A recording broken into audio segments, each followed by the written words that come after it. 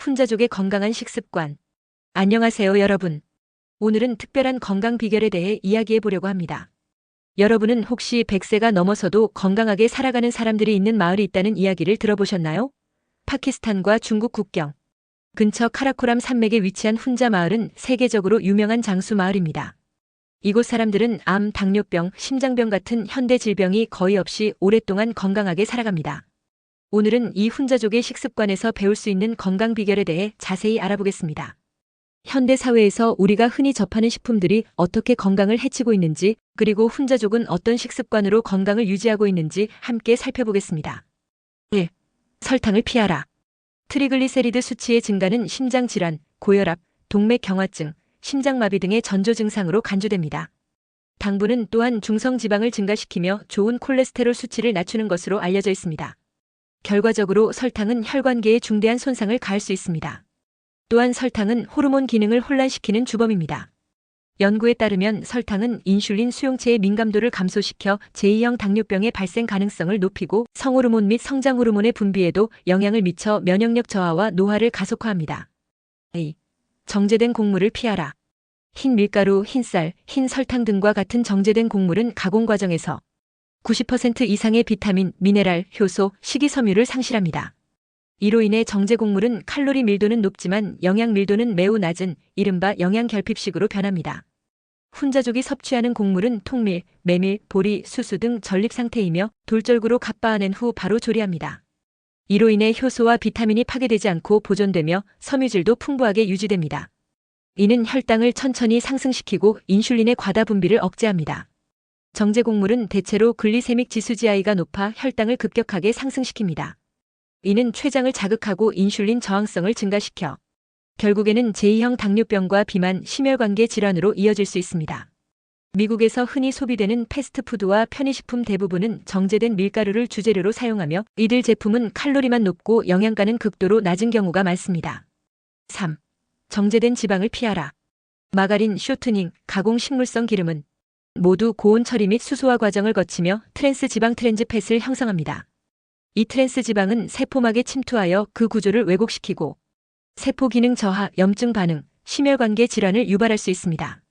훈자족은 지방 섭취량 자체가 적고 필요할 경우 견과류와 씨앗예 살구시에서 추출한 천연 기름을 사용합니다. 이러한 기름은 자연 상태의 단일 불포화 지방산 및 필수 지방산 EPA를 포함하여 세포막과 뇌신경계 유지에 도움이 됩니다. 미국 심장협회는 하루 트랜스 지방 섭취를 1% 미만으로 제한할 것을 권고하고 있지만 대부분의 서구식 식단은 이 기준을 초과합니다. 특히 제과류, 감자튀김, 냉동식품, 도넛, 인스턴트 제품에서 트랜스 지방 함량이 높습니다. 이러한 지방은 HDL 좋은 콜레스테롤을 감소시키고 LDL 나쁜 콜레스테롤을 증가시키며 심장병과 뇌졸중의 위험을 높입니다. 또한 인슐린 저항성과 복부 비만의 위험도 함께 상승시킵니다. 4. 섬유질 부족을 피하라. 훈자 식단은 고섬유질 식단입니다. 곡물은 정제되지 않고 과일은 껍질째 섭취되며 채소도 채소 가열 혹은 생식 상태로 먹습니다. 이로 인해 불용성 섬유질과 수용성 섬유질 모두 풍부하게 섭취되며 이는 다음과 같은 효과를 줍니다. 장운동 촉진 배변 원활화, 담즙산 흡착 콜레스테롤 수치 조절, 포만감 유지 비만 예방, 혈당 흡수 속도 저하 혈당 안정화, 장내 유익균 증식 면역력 강화. 섬유질이 부족하면 대사 속도가 느려지고 장내 독소 배출이 더뎌지며 이로 인해 다음과 같은 문제가 발생할 수 있습니다. 변비, 대장암, 고콜레스테롤 혈증, 제2형 당뇨병, 지방간, 체중 증가. 5. 미네랄 결핍을 피하라. 미국 농경지의 토양은 오랜 농업과 과잉 생산으로 인해 미네랄이 고갈된 상태입니다. 따라서 현대 식품에 포함된 미네랄 함량은 매우 낮습니다. 예를 들어 정제 밀가루는 가공 과정에서 아연 78%, 마그네슘 85%, 셀레늄 50% 이상을 손실하게 됩니다. 훈자족은 미네랄이 풍부한 빙하수로 재배한 농작물을 섭취하며 칼륨, 마그네슘, 셀레늄, 아연, 구리, 몰리브덴, 망간 등의 미량 원소를 매일 섭취합니다.